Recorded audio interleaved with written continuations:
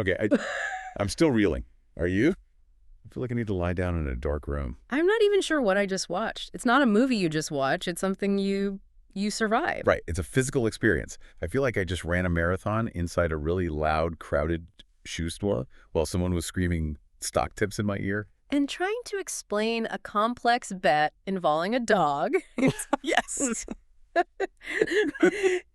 That is Josh Safdie's Marty Supreme. It's a 2.5-hour panic attack. And we can't even start this deep dive anywhere else. We have to start exactly where Safdie wants us to. That opening. Oh, yeah, opening. Yeah. This surreal, completely audacious visual metaphor that just grabs you by the throat. Let's unpack it. Yeah. Because it is the entire movie in, 30 seconds? You're watching this, it looks like a nature documentary. Microscopic footage of sperm. Thousands of them just racing. It's frantic. It's desperate. It's literally biological warfare for survival.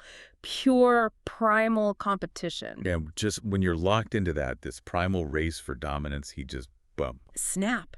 A hard cut. That tiny, desperate sperm is suddenly a white ping pong ball flying across the table under this gross, grainy light. The audacity of it. I mean, it's such an immediate, almost brutal statement on what the film is about. It is the whole thesis right there. It lays out the argument with zero dialogue. Life is a competition. From the literal moment of conception, it is a race to win. And the ping pong table is just another arena for that same primal drive. Exactly. It's not a sports movie. It's a philosophical argument disguised as a cinematic assault. And that's what this deep dive is all about. We're going to get into Josh Safdie's kinetic, chaotic solo style. We're going to talk about the hustle culture satire. And of course, why Timothée Chalamet's incredibly repellent performance has basically split everyone who's seen it right down the middle. So, yeah. Let's jump into the chaos. Let's do it. I think the first thing we have to tackle is the context, right?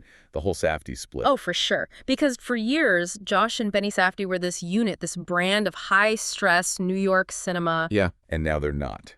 And you can feel that change instantly.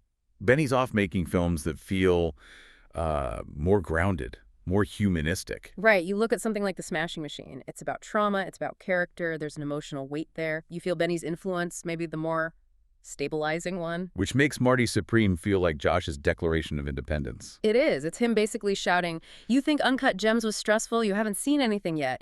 He took their shared style and just pushed it to this radical maximalist extreme. It's not just Uncut Gems on espresso. It's Uncut Gems on 5 espressos after staying up for 3 days straight.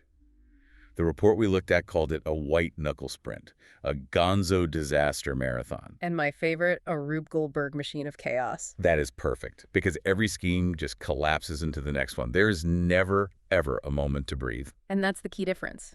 In Good Time or Uncut Gems, you'd get these tiny little moments of quiet, a conversation in a car, a shared meal, just a second to catch your breath with the characters. Here, no. There is no breath. The anxiety is the oxygen. It's the whole point. Safdie is using sensory overload as a character. It's the antagonist of the film. The medium itself, the sound, the editing, the camera, is trying to wear you down to make you feel the pressure that Marty is under. Okay, let's break down that sensory overload, because the sound design it's brutal. It is actively hostile to the viewer. I found myself physically leaning forward, trying to hear what people were saying. The dialogue is constantly buried. It's what's called irrational sound. They take plot-critical information like how a bet works or a financial detail, and they deliberately make it almost incomprehensible. How do they do that? Is it just turning the volume down? No, it's much more sophisticated. They layer it, so you'll have Marty shouting about something important, but the sound of a ping pong ball tapping or the squeak of shoes on the floor will actually be louder in the mix. It forces you to work, to strain, to follow the plot. Right. And in doing that, you are put directly into Marty's headspace. You're experiencing his confusion, his desperation to find clarity in the middle of all this noise. It's an immersion technique that feels like having a panic attack. And then you layer Daniel Lopatin's score on top of that. One trick's point never. The score is incredible. It has this Vangelis Tangerine Dream vibe, this high-gloss, retro-futurist feel. But it's not supporting the dialogue, it's fighting it. It's competing. That's the perfect word. The music, the overlapping conversations, the street noise, the constant tap, tap, tap of the ball, it's all at war. The soundscape is another competition, mirroring the one on screen. Which brings us to the visuals, this idea of Gutter poetry. Yeah, this is not a clean, pretty, nostalgic look at the 1950s. It's grimy, it's dirty, it's tactile. Gutter poetry. It romanticizes the grit while also exposing how, grotesque it all is. And the cinematographer, Darius Kanji, gets that look by shooting on 35mm film, and then, this is the key, pushing the negative. Explain that for us. What does pushing the negative actually do to the image? So you're basically overdeveloping the film stock. You're making it more sensitive to light than it's supposed to be. The result is a huge increase in film grain, in visual noise. So you're degrading the image on purpose. You're making it rough. You can almost feel the texture of the screen, the grit, the sweat. The visual style is as morally flawed and messy as Marty Mauser himself. And the camera is part of that mess. It's a whirligig. Yeah. It just never, ever stops moving. It's manic. It's constantly trying to keep up with him, darting through tight spaces, following the ball with this insane intensity. The camera's refusal to be stable is a metaphor for Marty's own refusal to just stop and confront himself. He's always running. Always running from the emptiness inside. The sound, the visuals, the camera, it's all one big machine designed to make you feel that sprint. And the engine of that machine is Marty Mauser. Timothée Chalamet's performance it's a complete rejection of his entire image. It's an act of self-sabotage almost. He went to war with the heartthrob persona. The character is just thoroughly repellent. He's brash, he's inept, he's a total narcissist. And the physical transformation is key. The prosthetic acne scars, that slimy little mustache. And he's so thin, right? That whip-it-thin physique. He looks like he's running purely on nervous energy and bad coffee. It's all about embodying this sweaty, desperate energy. He is the ultimate schwitzer. Yes. Let's talk about that word, a schwitzer. It's Yiddish for someone who sweats a lot, but in this context, it's that specific New York hustler type. The guy who talks too fast, tries too hard, who's always selling. And Chalamet nails that motor mouth to cadence. His actual talent in the movie isn't ping pong? Not at all. His talent is selling himself. It's convincing everyone around him that he's a bigger deal than he is. Which is why the comparison to Sammy Glick is so perfect. Yeah. From What Makes Sammy Run. It's the foundational text for this kind of character. Sammy Glick was the original ruthless American climber, the guy who would burn everyone and everything to get to the top of the Hollywood system. And Marty's the same, just in the world of mid-century table tennis and backroom gambling. Exactly. It's not about passion for the game. It's about a desperate ambition to escape who you are. And that's what makes him a timeless American archetype, not just some sports movie guy. And this is where everyone gets divided. Is he a genius Sigma male, or is he just a toxic narcissist that's impossible to watch for 2.5 hours? The film gives you absolutely no easy answer. Some critics just found him so repulsive with zero redeeming qualities that the movie was just an endurance test. If you can't connect with him on some level, the chaos is just noise. See, I found him completely magnetic. I couldn't look away. It's like watching a train wreck in slow motion. But Chalamet's energy is so powerful, he makes this unwatchable person completely compelling. He sells the performance with the same desperation that Marty sells his schemes. It's the only thing holding the whole chaotic marathon together. Speaking of people Marty tries to use, we have to talk about Gwyneth Paltrow. Wow, yeah, the meta-narrative of her casting is just brilliant. So she comes back to acting after years away to play Kay Stone, a fallen film star who's now just a wealthy man's wife. The irony is so thick you could cut it with a knife.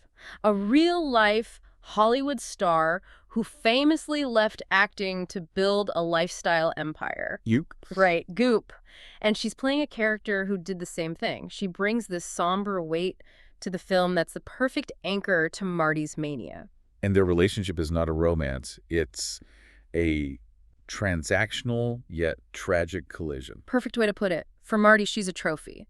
If he can land Kay Stone, it means he's made it. She legitimizes him. And for her. She's bored, she's trapped in this gilded cage, and she sees in Marty this raw, hungry ambition that she remembers having before she sold out for comfort and security. So it's a collision of two narcissists at different points in their lives. Precisely. And he's constantly performing for her, trying to be the person he thinks she wants. He doesn't see her, he sees the status she represents. And that stunt casting, that meta-commentary just keeps going. The film is populated with these grotesques. Starting with the ultimate symbol of capitalism, Kevin O'Leary. Mr. Wonderful. from Shark Tank. Casting him as Milton Rockwell, this ruthless pen magnate, is just genius. He's not even really acting. He's just playing a darker, more theatrical version of his public persona, the guy who sees every single interaction as a transaction. He is the system. He's the wall that Marty is desperately trying to climb over. And that fits perfectly into Marty's psychology. He doesn't see people as people. He sees archetypes. Rockwell is the capitalist. Kay is the trophy. And then you throw in people like Abel Ferrara and Tyler, the creative. Abel Ferrara just oozes authentic New York scumbag energy. He grounds the film. He makes the sleaze feel real, not just performed. He's the real deal. He is. And it makes Marty's world feel like this volatile, chaotic mix of old-school grit, Hollywood glamour, and cutthroat capitalism, all just pieces on a board for him to play with. The film is just so relentless in its critique of the American dream. It paints Marty not as an outlier, but as the twisted poster child for the American spirit. It's the delusion of American exceptionalism in a nutshell. He doesn't just want to work hard. He believes greatness is his birthright, his inherent right. And that delusion is what fuels everything. The film's argument is that the modern American dream isn't about hard work anymore. It's about entitlement, spectacle, and exploitation. We have to be clear about this. He is not Rocky. He is not the underdog you root for. He is a grifter. Yes. And his journey is about exposing how the cell works. It's not about being the best. It's about convincing people you're the best. The sizzle, not the steak. And you see that over and over again with the visual motif of the orange ping pong balls. They're everywhere. The posters, the marketing, what do they really represent? They're the commodification of the self. Marty's trying to brand his identity, to sell this thing that's uniquely his. But the film is saying that in a system like this, the winners are already chosen. They're the financiers. Yeah. The Milton Rockwells of the world. Right. And the dreamers, the hustlers, like Marty, they're just fuel for the machine. It's the same thematic core as Uncut Gems capitalism, as this inescapable, addictive, high-stakes game you're destined to lose. And no scene captures that power dynamic, the artist versus capital, better than the paddling scene. Oh, the Dioxanese. It's the flashpoint of the entire movie. It's where the subtext just becomes text. Grotesque, horrifying text. The legend around the production is that Chalamet actually insisted on doing it for real. Yeah. No stunt double, no fake paddle. Which is insane, but it tells you everything about the Safdie process. The actor has to feel the pain for the art to be authentic, but thematically. It's the whole movie. It is. It's Marty, the artist, the laborer, literally being spanked by his financier for the promise of a future. It's the ultimate humiliation. The film is screaming that in this system, everything has a price tag, including your dignity. It's so uncomfortable to watch, but I have to admit there's a surreal dark humor to it. The absurdity of Mr. Wonderful paying a ping pong champion to paddle him. That's the grotesque comedy of it all. The system, Rockwell, literally buys the right to inflict pain on the artist. It's that comic sad feeling from their other films, but the sadness here just feels so much heavier. So we have the theme, we have the feel, but what about the structure? The report says it's like watching 8 different films simultaneously. It's a narrative whirligig. It's designed to keep you completely off balance. 1 minute, it's a gritty drama about debt collectors in a shoe store. The next, it's a glossy sports biopic. Then it's melodrama. Then it's a weird heist movie with a dog. And that's all intentional. It mirrors Marty's own fragmented mind. He can't focus on one path, so the movie can't either. He just pinballs from one scheme to the next. That dog-napping subplot comes out of absolutely nowhere. It's like a Looney Tunes cartoon dropped into the middle of a Scorsese film. But it serves a purpose. It injects this dose of absurdity that keeps the film from being relentlessly miserable. But the pace, the constant forward motion, means there's no time for introspection. Until the very end. Right, and that's the double-edged sword. It's a propulsive experience, but it's also why so many people walk out feeling like the film was hollow. Because you're not given a moment to connect emotionally. Exactly. You're just trying to keep up with 8 different subplots. The structure itself is an assault, designed to mimic the feeling of being overwhelmed by modern life. Okay, let's zoom out and talk about the technical craft here, because that's where the film is, undeniable. Right. The editing by Josh Safdie and Ronald Bronstein is the engine of all this anxiety. They're masters of the sprint tempo. The cuts are so fast, so precise, they'll cut a line of dialogue off mid-sentence to jump to the next scene. It creates this feeling of constant, breathless urgency. But how do they keep those 8 different movies from just becoming a total mess? Through juxtaposition. They never let one storyline take priority. They just crash them all into each other. You take that scene in the hotel room with Abel Ferrara and the dog. Right, you've got the heist element with the dog, the romantic tension with Kay on the phone, the betting scheme. And it's all happening at once. The editing jumps between them so quickly that you never settle. You're held in this sustained state of chaos. The tension comes from the pace, not the plot. And this is why critics, for the most part, had championed this movie, even if they hate the character, especially the cinematography. Darius Kanji. What he does is incredible. Because let's be honest, ping pong can be really boring to watch. Yeah, a wide shot of two people at a table is not exactly cinematic. So he just refuses to shoot it that way. The camera is like another player in the game. It's tight, it's aggressive, it follows the ball with this manic energy. The table becomes a battlefield. It's all about the micro movements, the spin on the ball, the sweat on Chalamet's lip. Exactly. It elevates the stakes through pure cinematic feeling, not through story. And that grainy 35mm texture we talked about just adds to the grit. It makes it all feel so real, so tactile. You can almost smell the room. So you have all this technical mastery, this artistic audacity, and then you have the audience scores, a huge gap.